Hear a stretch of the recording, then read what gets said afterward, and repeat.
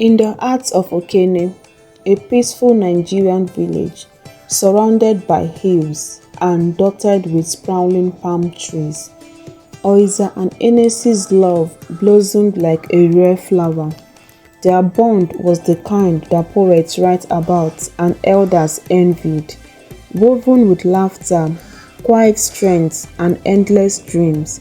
The villagers often watched them stroll hand in hand through the dusty paths, their heads bent close in conversation, lost in their world. Oyiza, a gentle soul with a kind smile, had always been admired by the village. Her father had been a respected school teacher, and Oyiza had inherited his wisdom and compassion. Enesi too was a man of character, a skilled farmer, known for his hard work and generosity. When he fell in love with Oyiza, he pursued her with a quiet persistence that eventually won her heart. Their marriage was a joyful affair, attended by nearly everyone in Okene.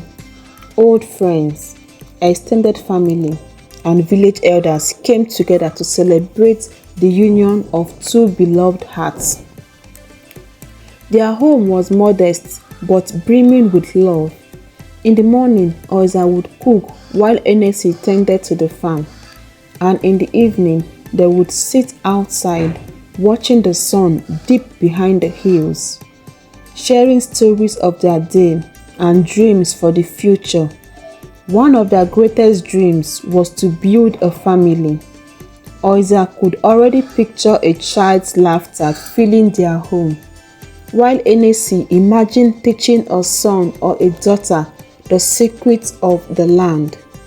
Months turned into years, and though they tried earnestly to start a family, their hope slowly began to wane.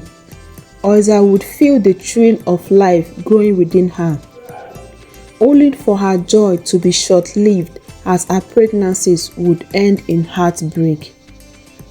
Each time the pain struck deeper, yet they remained determined, believing that fate would bless them eventually.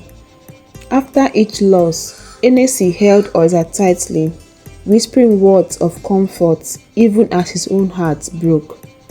But Enesi's mother, Mama Abu, was not patient. She had always dreamed of holding a grandchild, and as the months passed, her quiet whispers grew into pointed remarks. "A woman who cannot bear children brings shame to her home," she would say to Enesi. Their words lingered in the air like a shadow, an unspoken reminder of the expectations Oyiza was failing to meet. In these difficult times, Oyiza leaned on Dr. Ize, a family doctor who had been there for her since childhood. Dr. Ize was more than just a doctor. She was like an older sister. Oyiza trusted her completely and always relied on her guidance.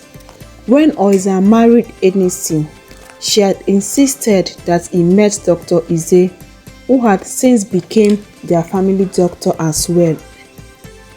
Dr. Ize seemed supportive, a constant presence through each of Oyiza's pregnancies.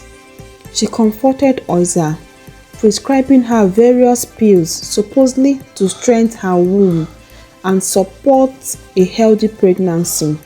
"Just keep faith," she would say, her voice gentle, her smile reassuring. It is only a matter of time. But beneath her warmth lay a hidden envy. Dr. Ize, who had remained unmarried, longed for the love she saw between Oyiza and Enesi. Enesi's quiet strength and unwavering love for his wife stirred something in her heart, a bitter jealousy that grew each time Oyiza announced another pregnancy. And so, with a darkness she herself could barely comprehend, she carefully administered pills to Oyiza, claiming they were prenatal vitamins, while in truth they were drugs designed to end a pregnancy. Oyiza remained unaware, attributing her miscarriages to misfortune. She found comfort in Enesi's love, but as more time passed, the weight of their grief grew heavier. Oyiza started to wonder if perhaps there was a curse upon her, or if she had done something wrong to warrant this sorrow.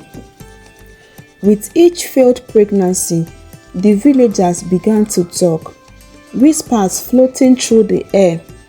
People speculated that Oyiza might never bear a child, and Mama Abutu was reaching her limits.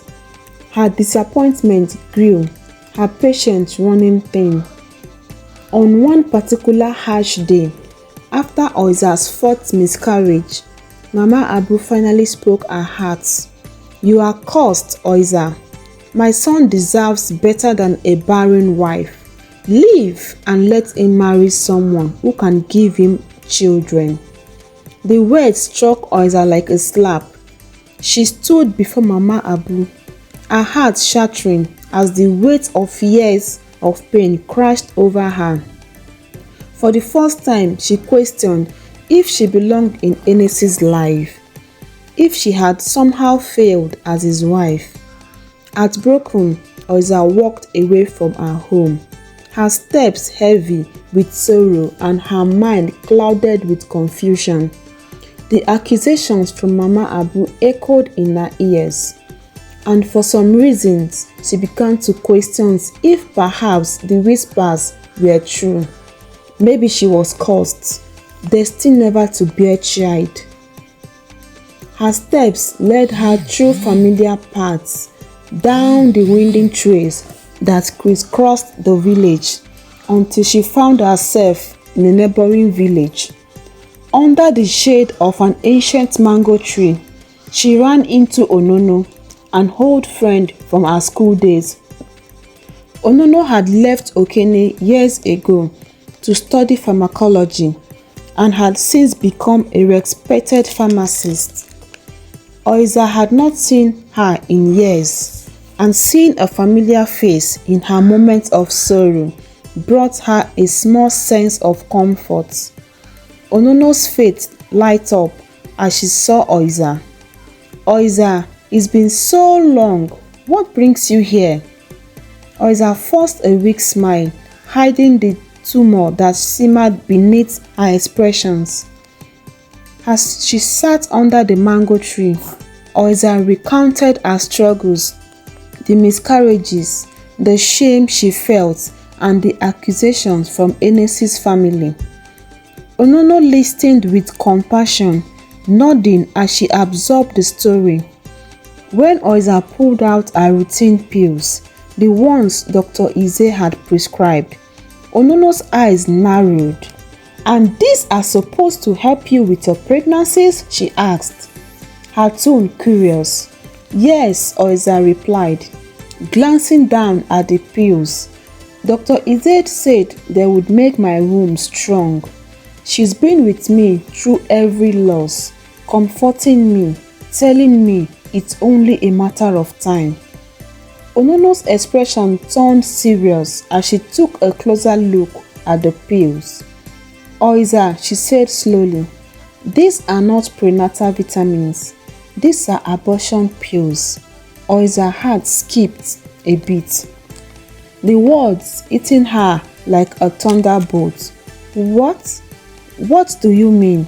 she asked. "These pills are meant to end a pregnancy, Oyiza." Tears welled in Oyiza's eyes, her voice barely a whisper. "Why would she do this to me?" Onono placed a comforting hand on her shoulder. "Sometimes, Oyiza, jealousy and bitterness can poison even the kindest of soul. I am so sorry you had to go through this, but you need to confront her." With Onono's encouragement, Oyiza returned to Okene that evening, her heart pounding with a mixture of grief and rage. When she explained what Onono had told her to Enesi, his eyes darkened with fury. Together, they went to Dr. Ize's clinic, demanding an explanation. At first, she denied it, but when they confronted her more, she admitted her actions, confessing that she had harbored envy towards Oyiza and deserved Enesi for herself. Wars spread through the village quickly. The villagers were horrified, struggling to believe that Dr. Ize, a respected member of their community, had acted out of such cruelty. The elders gathered and decided that Dr. Ize would face a formal punishment for her betrayal, and she was stripped of her role in the village.